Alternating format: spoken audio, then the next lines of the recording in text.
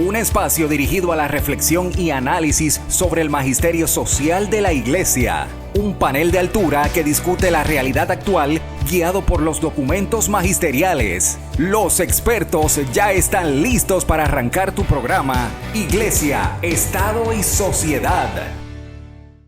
Saludos. Bienvenidos a otra edición del programa Iglesia, Estado y Sociedad. El espacio donde se discute y analizan temas importantes para nuestra sociedad y que también son atendidos por el magisterio social de nuestra iglesia.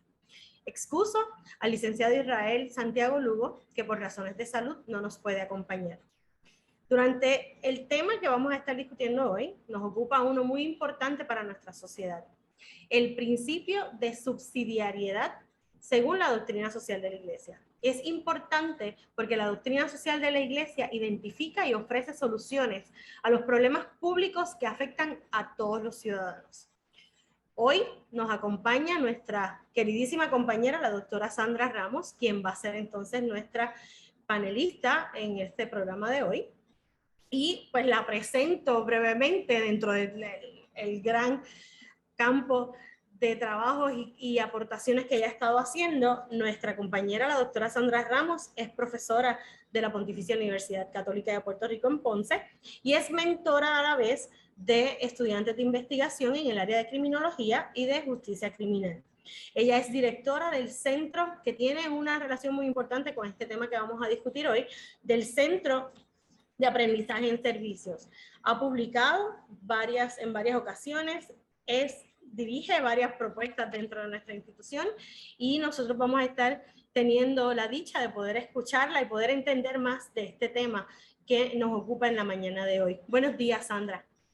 Buenos días a todos los que nos escuchan. Gracias, Carmen, por esa bienvenida. Así que buenos días a todos los que nos sintonizan en Católica Radio y los que nos van a sintonizar luego en las redes sociales, en los podcasts. Bueno, pues yo voy a comenzar rapidito con estas preguntas que a mí me tienen bastante intrigada, así que estoy bien segura que los compañeros que nos están escuchando a través de ondas radiales y, como bien mencionaste, que nos van a estar escuchando a través de las plataformas en internet. ¿Cómo definimos o cuál es la definición, Sandra, operacional de subsidiariedad? ¿De qué trata eso? Pues esto es un concepto que nos interpela a cada uno como personas, porque una de las cosas que yo he experimentado en el servicio comunitario y en aprendizaje en servicio es que escucho muchas quejas de los ciudadanos de que están básicamente trabajando, pagando contribuciones y que hay personas que verdaderamente no están insertados en el mercado laboral formal y que dependen de la asistencia social y las personas se quejan mucho de que esto se sostiene en el tiempo. Pero esto es completamente contrario a la doctrina social de la Iglesia porque el principio de subsidiariedad es un principio en virtud del cual el Estado ejecuta una labor orientada al bien común, pero advierte que realmente el Estado va a intervenir cuando nosotros tenemos grupos que verdaderamente tienen una incapacidad para esa autogestión, ¿verdad? Que no pueden bastarse a sí mismos. Pero esta intervención debe ser de una forma democrática que respete la autogestión y la posibilidad de la otra persona. Eso quiere decir que estas cosas que estamos observando de asistencia económica generación tras generación, que lo hemos visto, que son ayudas de poca cantidad, ¿verdad? Porque a veces si uno hace la cuenta, por ejemplo, de y que últimamente hemos visto los aumentos en el programa del PAN, por ejemplo, pero todavía es una cantidad bien pequeña, con $140, que es una de las cosas que tenemos que reflexionar. Nosotros como individuos podemos consumir alimentos un mes completo con esa cantidad. o representaría un reto con el costo de los alimentos. Pero aún así, si esa asistencia, encima de que es escasa, se sostiene en el tiempo y no le permites a la persona autogestionar su propia independencia, pues entonces no estamos aplicando el principio de subsidiariedad. Al contrario, lo que estamos haciendo es, tú estás imposibilitado permanentemente de tu progresar. Y yo te voy a asistir con esta pequeña cantidad que no te alcanza, pero no te voy a ayudar a crecer. Esa propuesta que nos hace el principio de subsidiariedad atiende el problema, porque entonces ayudamos a la persona con una asistencia temporal de manera que consigamos esa independencia después. Interesante entonces lo que comentas de que tiene que estar combinado ese proceso del Estado colaborar con los ciudadanos, pero entonces el fin es poder llegar a un bien común. Y dentro de lo que sería este proceso de subsidiariedad, Sandra, ¿cuáles son estos objetivos que se pretenden bajo lo que es utilizar, ¿verdad?, estos conceptos que nos estás presentando? Pues verdaderamente, si nosotros vemos los objetivos, sería conseguir esa autonomía. Por ejemplo, nosotros hemos observado cuando vemos el perfil de la familia puertorriqueña, que vemos a mamá sola sosteniendo el hogar, pues, y nosotros decimos, pues que tenemos, ¿verdad?, un problema, ¿verdad?, con el problema de la población, que hay muchas personas que se quejan de que las personas en situación de vulnerabilidad tienen hijos y verdaderamente la baja en población es lo que nos ha traído el problema que tenemos ahora. Pero entonces, si tú quieres que esa madre trabaje, una de las cosas que tú puedes hacer es atender la necesidad de cuidado de los niños, por ejemplo. Necesitamos las escuelas abiertas para que esa mamá, ¿verdad?, pueda trabajar, ¿verdad? Entonces, proveer asistencia de ese tipo de manera que esta mamá pueda sostener a su familia y se quite ese impedimento. Ese es uno de los objetivos del principio de subsidiariedad, que haga posible que las personas trabajen, que las personas puedan tener su propio negocio, ¿verdad? Así que el objetivo del principio de subsidiariedad es reducir las situaciones de vulnerabilidad, porque hay veces que nosotros cometemos el error de decir comunidad vulnerable y realmente es comunidad o persona en una situación de vulnerabilidad, porque el Estado no está viendo la limitación, está fallando en diagnosticar esas limitaciones que tiene el individuo, que tiene la comunidad, y lo que tiene que hacer es potenciar que esas limitaciones se eliminen. Y ese es uno de los objetivos del principio de subsidiariedad, ¿verdad? Tratar de privilegiar y tratar de identificar qué competencias tiene esta otra persona, qué habilidades tiene esta otra persona y hacer posible que se haga autosuficiente. Esos deben ser los objetivos. Interesante porque está bien relacionado con lo que es estos conceptos que se están manejando desde hace años atrás de autogestión, de poder entonces manejar esa autonomía dentro de las mismas comunidades, pero también ahora, como tú mencionas, la parte del individuo, cómo ese individuo puede ser entonces autónomo para poder, ¿verdad?, hacer el proveerle a su familia y el poder crecer en otras áreas. Y entonces, relacionado con esto, Sandra, ¿cuáles son, para que nuestros radioescuchas y los que nos van a escuchar en las redes entiendan un poquito más los detalles, cuáles son las categorías que se deben mantener o que se deben manejar o que se manejan cuando se habla de subsidiariedad fuerte, ¿no? Ok, hay básicamente tres categorías. La categoría que tiene que ver con el nivel, si la persona está en un nivel inferior o superior, tiene que ver también con las distinciones de una persona u otra, ¿verdad? Porque estamos hablando de dos personas distintas, ¿verdad? Fíjense que no estamos hablando de dos estudiantes, dos profesores o dos gerentes. Estamos hablando de categorías distintas, ¿verdad? Lo que se llama, ¿verdad? Esa distinción. Entonces también vemos cuando el individuo, ¿verdad?, está en un nivel superior o está en un nivel inferior, ¿verdad? Y estamos hablando también de la categoría que tiene que ver obviamente con capacidad. Entonces, a modo de ejemplo, ¿verdad? Si nosotros tenemos esta política pública que se ha implementado con la pandemia de educación a distancia, por ejemplo, ¿verdad? Pues la educación a distancia requiere mucha autogestión, no solamente de los profesores y de los estudiantes, que ahí vemos dos categorías distintas, pero cómo tú potencias esas categorías y reduces ese nivel de inferioridad y de superioridad, pues con conocimiento, con adiestramiento, pero qué necesita el Estado proveer? Que sabemos que pasó.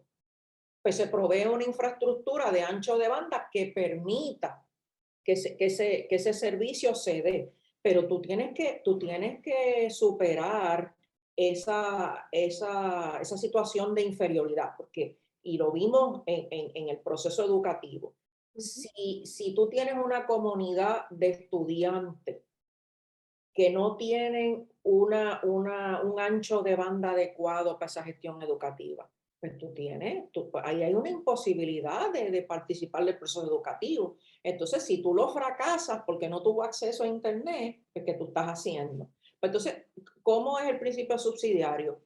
Tratamos de colocar ese servicio de Wi-Fi, que nosotros hemos visto programas que lo dan a un precio módico para que te tenga ese alcance. Y ese es el principio subsidiario, porque dice que yo te voy a dar la posibilidad de que tú sigas estudiando con este ancho de banda que tú puedes pagar.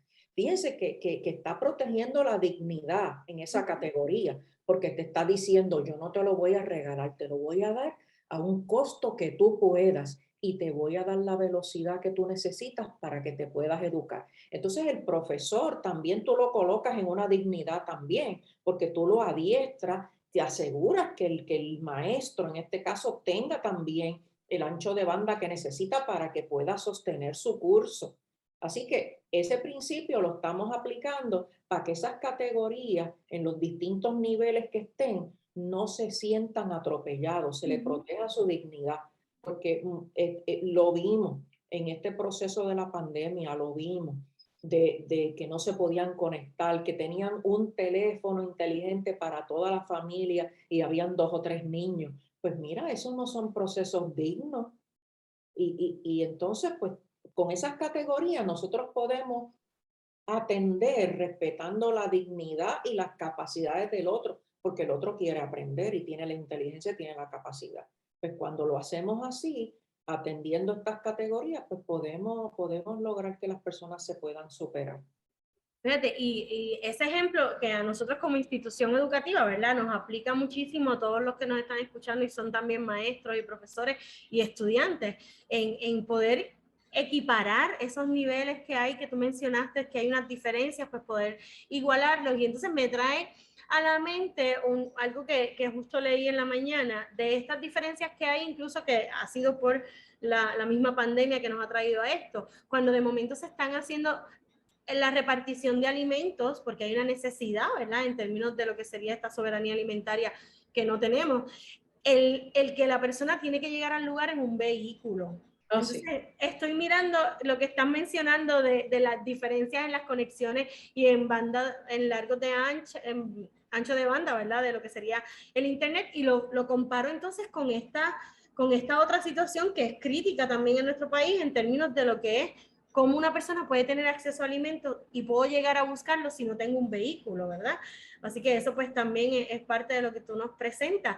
Dentro de lo que ha sido nuestro país o de las experiencias que tú tienes, Sandra, ¿qué ejemplos hay de éxito en términos de aplicar subsidiariedad? Pues nosotros hemos visto muchísimos ejemplos de autogestión y estoy recordando que en los medios de comunicación hemos visto una modelo profesional con síndrome de Down, ¿verdad? Que quizás nosotros diríamos, mira, ella no tiene capacidad, ella está en una situación de vulnerabilidad, pero ella consiguió autogestionar y materializar su sueño y ahora mismo pues es novia de otro jovencito con síndrome de Down que tiene su propio, ¿verdad? Su propio negocio de food truck. Entonces, eso es un ejemplo aleccionador para nosotros donde la autogestión es el principio de subsidiariedad. Pero, ¿cómo nosotros logramos que la autogestión sea un buen ejemplo?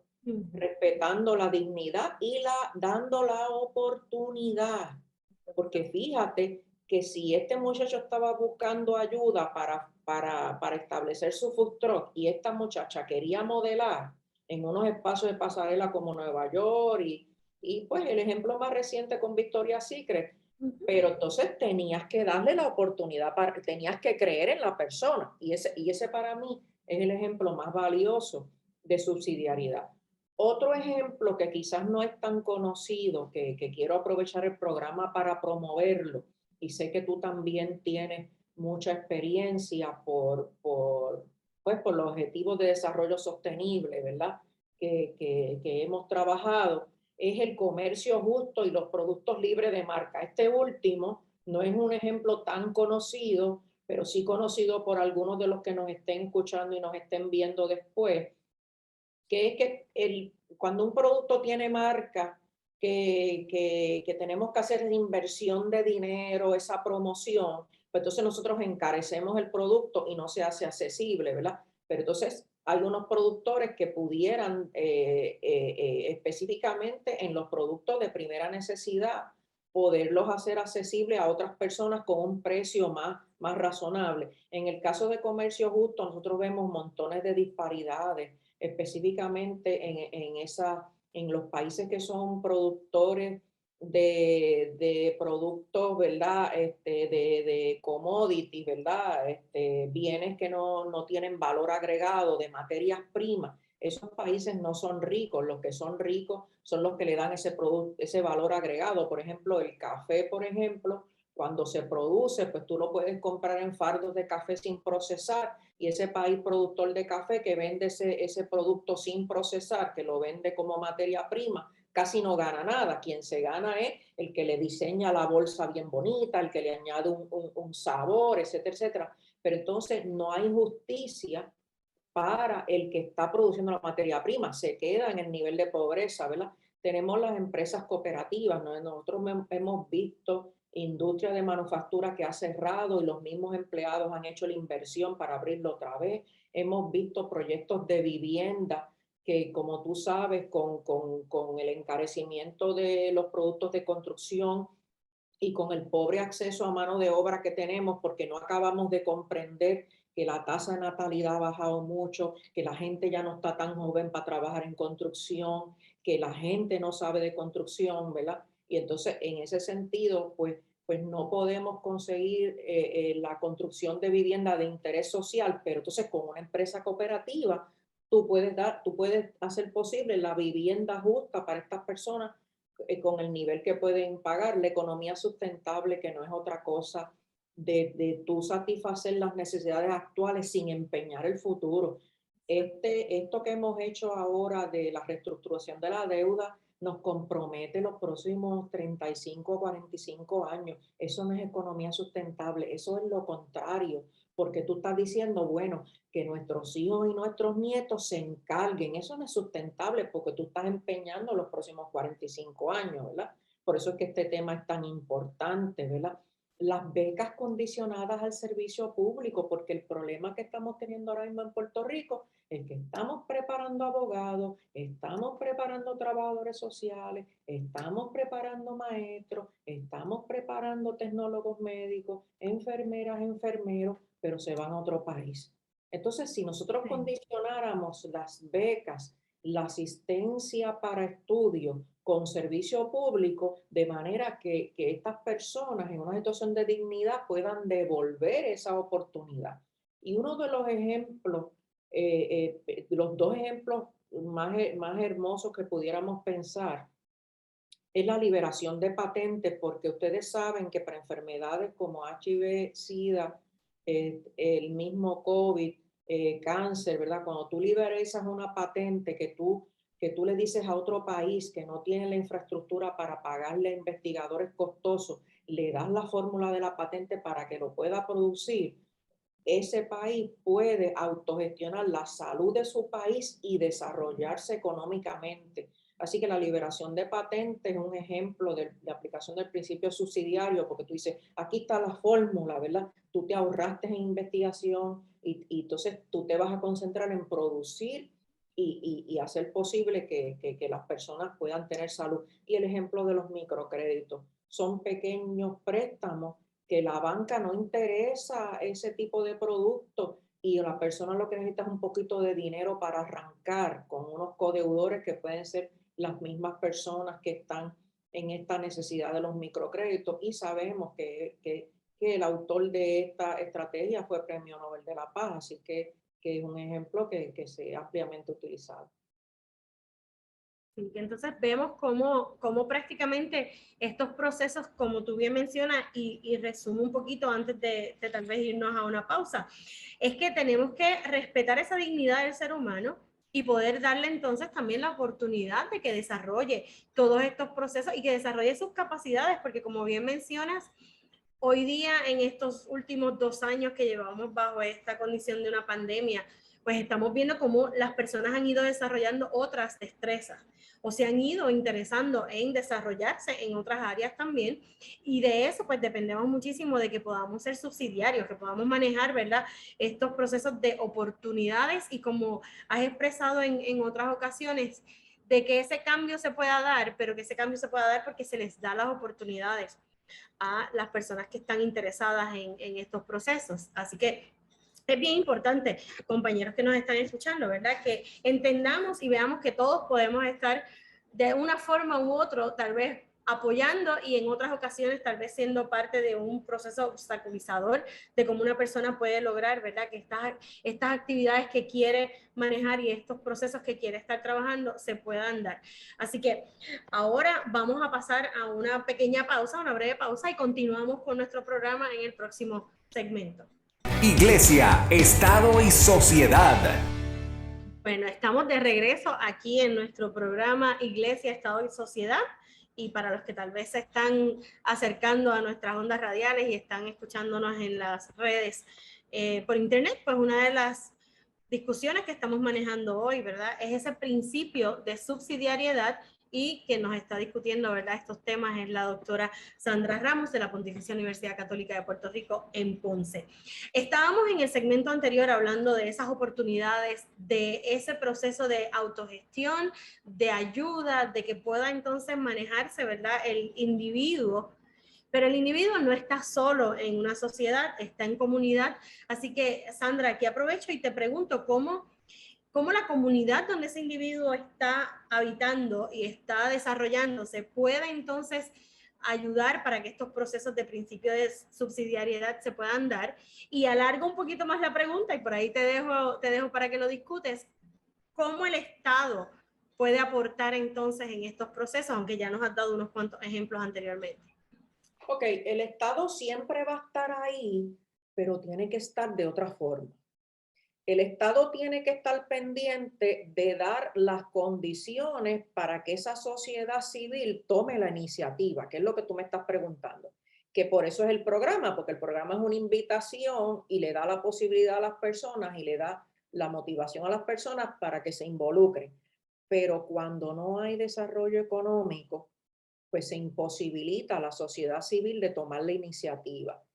Entonces, el Estado pudiera economizar mucho de los recursos si da la oportunidad de que la sociedad civil tome la iniciativa. Entonces, ¿qué se necesita? Pues mira, se necesita un cambio de la forma como nosotros estamos viendo los problemas. Un ejemplo concreto, ¿verdad? Tengo dos ejemplos. Y es que nosotros no podemos fortalecer nuestra economía cuando nosotros tenemos un Estado que depende rotundamente de los fondos federales, ¿verdad? Y vemos que todas las iniciativas van alrededor de esos fondos. Cuando esos fondos se terminen, pues entonces no veo ahí ideas. Entonces, la otra cosa es que salimos de un monopolio público para uno privado, que es lo que está pasando con la transmisión, ¿verdad? La distribución y transmisión de energía, porque sabemos que la generación sigue siendo, ¿verdad?, del Estado con la Autoridad de Energía Eléctrica. Pero cuando nosotros vemos que el Estado todavía está diciendo, pues mira, tengo 10,000 posiciones de trabajo y solamente se presentaron 60 o 200 personas a la entrevista de trabajo. Fíjate que ahí está diciendo, no se está dando cuenta, pues mira, ¿por qué no me pueden coger esos trabajos? Estoy averiguando si tienen las capacidades, estoy averiguando si tienen la edad o están demasiado viejos o demasiado jóvenes para trabajar. Estoy dando oportunidad de autogestión o no estoy reconociendo la dignidad de la persona y que la persona esté autogestionando y no quiera seguir siendo empleado de otra persona. Todas esas cosas se están dejando de reconocer. Entonces yo veo la queja, ¿verdad? Y los fondos no los van a cancelar porque no los usamos. Y todas las promesas son de fondos y monopolios. Nada de eso ayuda a que la sociedad, a que cada uno de nosotros pueda tomar la iniciativa. Eso verdaderamente no ayuda. Así que el Estado necesita hacer ese equilibrio entre la esfera pública y privada, porque esa es la otra cosa que estamos viendo, que el gobierno cada vez que dice, pues salario mínimo, pues mira, que lo asuma la empresa privada. El gasto de energía eléctrica, que lo asuma la empresa privada. Entonces, ese principio subsidiario no se está aplicando en ningún sitio, porque lo que estamos es o entregando los problemas o siendo demasiado condescendientes, demasiado asistencialistas.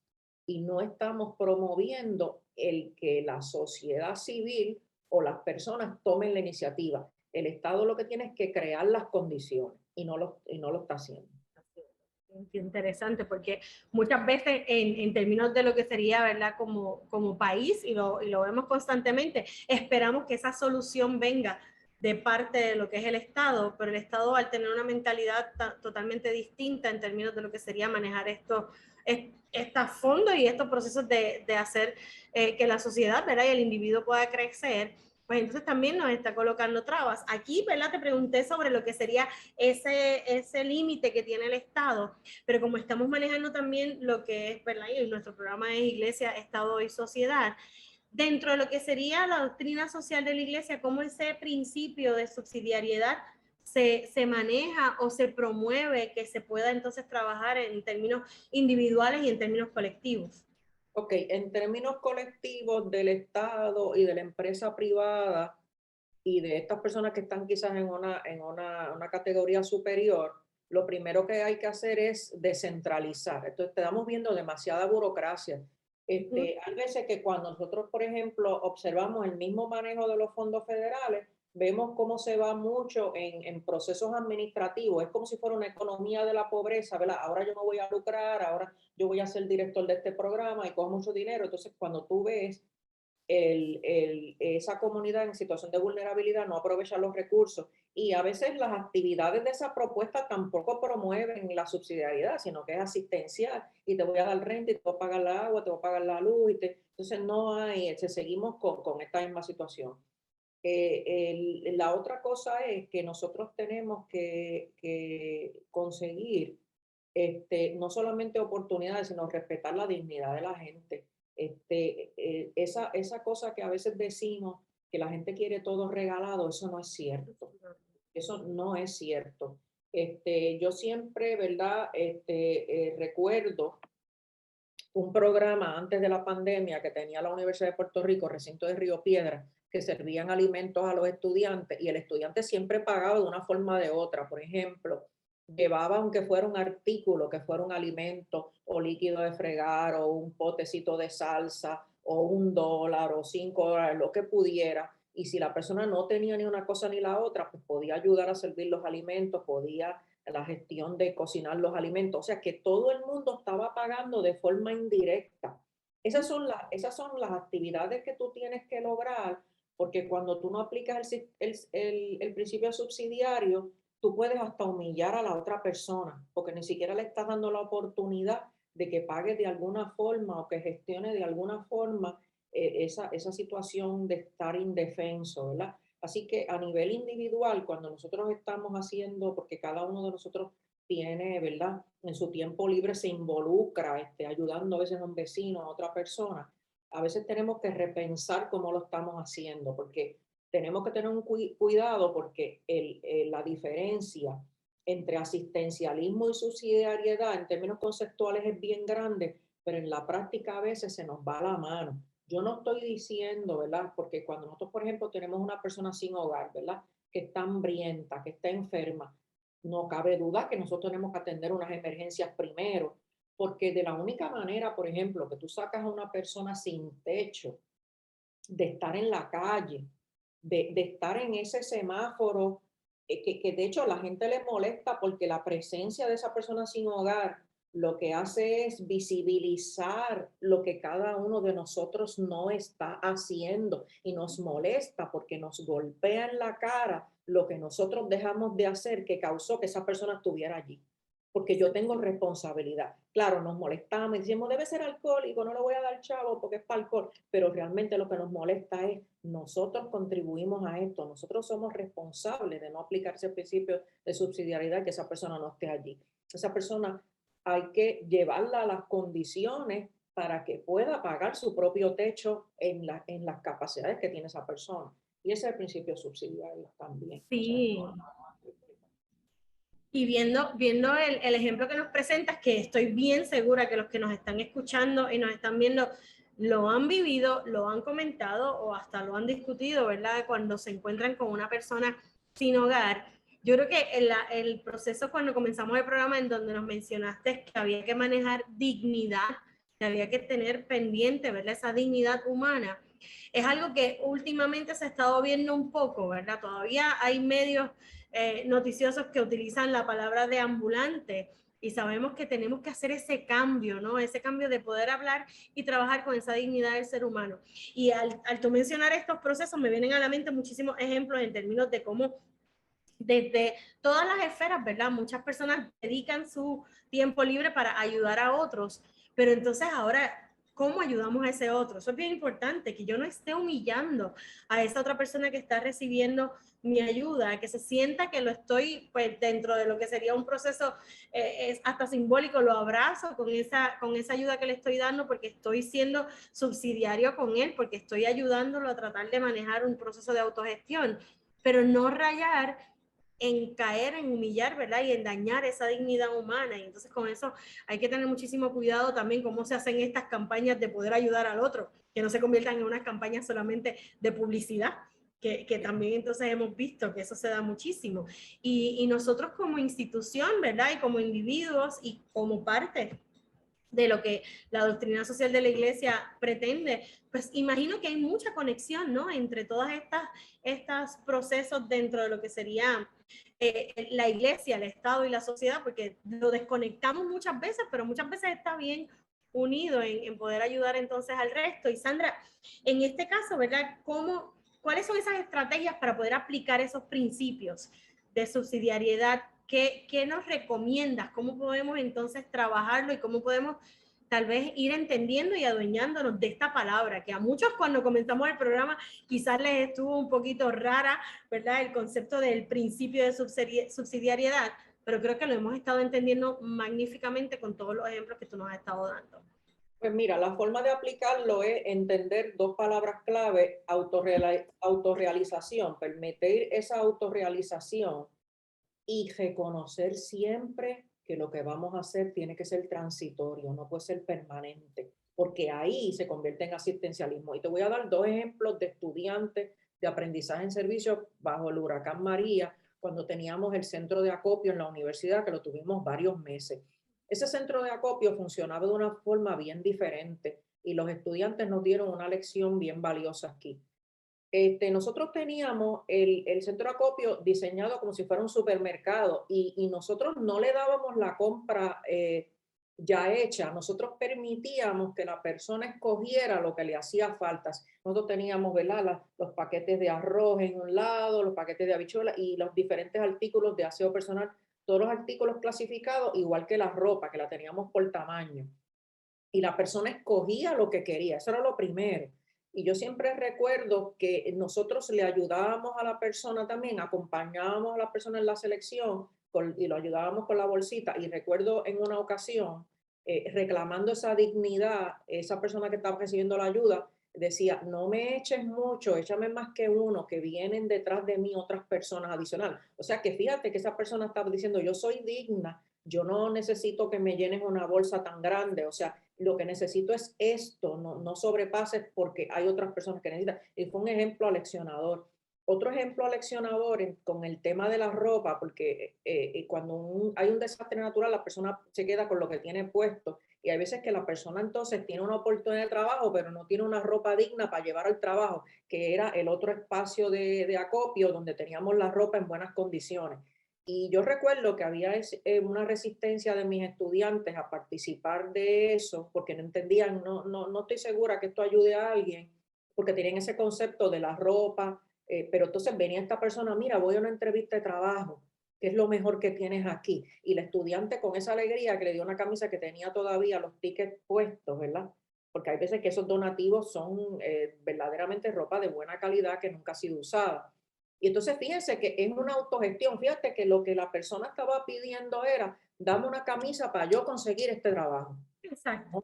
No me sigas ayudando. Yo lo que quiero es una buena camisa, una buena ropa, que yo pueda ir la primera vez. Y ya después no me tienes que ayudar nada más. Y ahí están las dos palabras clave de aplicación, que fue lo que me preguntaste. Que sea Sí. transitorio, que la persona pueda autorrealizarse, que sea como un empujoncito para que la persona se pueda autorrealizar con dignidad. La verdad es que esa que se me ocurre que son los ejemplos de aplicación que nosotros podemos utilizar, ¿verdad?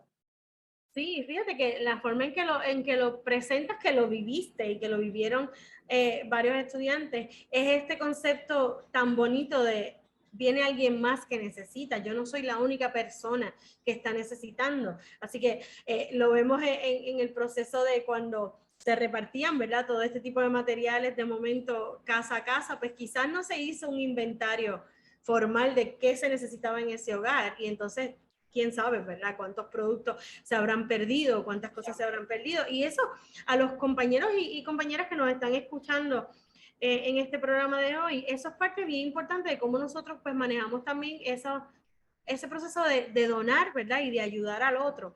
Entonces también tener en cuenta cuáles son esas necesidades y tú muy bien lo has mencionado con estos procesos donde los estudiantes han trabajado muchísimo ese aprendizaje sirviendo.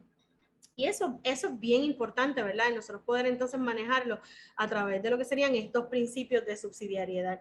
Yo espero, y no sé si tú lo ves como lo estoy viendo, tú tienes mucha más experiencia en estos temas, pero estamos encaminándonos a que nuestro país pueda alcanzar de manera como general estos principios de que lo podemos lograr. Sí, lo que pasa es que sí, es una muy buena pregunta el que te agradezco porque están convirtiendo las comunidades y los individuos en situación de vulnerabilidad como un fin en sí mismos. Ah, yo voy a hacer una propuesta para repartir esto y ahora yo me voy a ganar esto, lo que se llama la economía del desastre, pero ¿por qué no estamos pensando en una propuesta que tenga unos servicios temporales de trato digno para que entonces no me conviertas la comunidad en un fin en sí mismo, porque entonces estás identificando como que este grupo de personas me va a dar la oportunidad de enriquecerme, pero yo no voy a sacar a las personas de la situación de vulnerabilidad. Así que tenemos que respetar, ¿verdad? Y dejar de pensar en la comunidad y en el individuo como un fin en sí mismo, ¿verdad? Porque yo me voy a entonces aprovechar de la oportunidad. Yo no quiero que salga de la situación, ¿verdad? Yo lo que quiero es que se quede ahí, que se siga quedando ahí para yo seguir entonces haciendo más propuestas y por eso es que a mí me gustan mucho los programas de mentoría y tutoría, que son algunas de las propuestas que tengo, porque esas propuestas de mentoría y tutoría lo que consiguen es que los estudiantes puedan tener aprovechamiento académico, que pasen de grado y que puedan realizarse en su vida y que sigan aprendiendo un oficio, una profesión, ¿verdad? Y esos son servicios temporales que se potencian después y tienen un efecto multiplicador. Pero cuando nosotros hacemos prácticas asistenciales, que lo he visto en muchísimas instancias, donde todos los sábados servimos comida, está bien, es encomiable, porque si la persona no comió ese día, tú tienes que darle comida ese día, no estamos diciendo que no, pero no nos podemos quedar en eso nada más. Exacto. Tenemos que potenciar a la persona que no tenga que volver a hacer la fila. A ver un día que la va a hacer, porque mira, llegó un día, llegó 2 días sin comer. ¿Cómo no? Lo tienes que hacer eso primero para poder hablar de oportunidades y de las otras cosas que tienes que hacer. Pero no puedes mantener eso en el tiempo. No te puedes convertir no puedes convertir ese grupo de personas en un fin en sí mismo. Pues yo voy todos los sábados, esa gente tiene que estar ahí para que yo entonces, lo pongo en el Facebook entonces le digo a todo el mundo lo que hice, que es el otro problema que tenemos también, pero eso es tema de otro programa, ¿verdad? ¿Cómo es la cosa? Porque ya estamos recibiendo los méritos aquí, ¿verdad? Exacto. La vida cristiana, esos méritos ya se pagaron, ¿verdad? Porque a los ojos de los demás, pero una persona, y todo el mundo le gusta eso, ¿verdad? Pero se supone que uno no lo haga, ¿verdad? Porque le está violando la dignidad a la otra persona también. Sí, y como bien menciona, es evitar entonces que se perpetúe ese utilizar, porque es casi como hasta utilizar, ¿no? Ese dolor, Sí, utilizar ese desastre, ¿no? Es terrible en esos procesos. Así que el concepto, ¿verdad?, que nos ha estado presentando de principio de subsidiariedad, un tema súper importante, ¿verdad? Y hemos visto cómo esa relevancia que presentaste de la autogestión, la autorrealización, aplicar ese principio de subsidiariedad de la doctrina social de la Iglesia en todos estos marcos que nos hablan de visibilizar y solucionar los principales problemas públicos que tenemos hoy día en nuestro país. Creo que esto va a dar pie, ¿verdad?, para que nuestros radioescuchas y las personas que nos están siguiendo en las redes sigan preguntando, sigan buscando información en términos de lo que va a ser esta forma de trabajar, esta forma de resolver algunas de nuestras situaciones. Que sigan promoviendo la iniciativa y la libertad de las personas, porque si tú no le das la oportunidad para tomar la iniciativa, no digas que son vagos o que no lo quieren hacer. Sí, es un cambio como de mentalidad, ¿verdad? Que a muchos les va a tomar un poquito más de tiempo, pero yo creo que con esta información que tú nos has provisto hoy ha sido muy interesantísimo. Y pues compañeros y amigos que nos están escuchando, no tenemos tiempo para más. Nosotros nos retiramos hoy con la certeza de que hay mucho por hacer, pero no es imposible si nosotros tomamos acción, si nosotros nos adueñamos de estos procesos. Nos vemos en la próxima semana en otra edición más de Iglesia, Estado y Sociedad. Y doctora Ramos, agradezco muchísimo su participación en el día de hoy. Gracias por la oportunidad. Gracias. Iglesia, Estado y Sociedad es una producción del Instituto de Doctrina Social de la Iglesia de la Pontificia Universidad Católica de Puerto Rico. Tienes una cita la próxima semana a esta misma hora, porque el análisis y la reflexión continúan. Iglesia, Estado y Sociedad, una producción de la Pontificia Universidad Católica de Puerto Rico.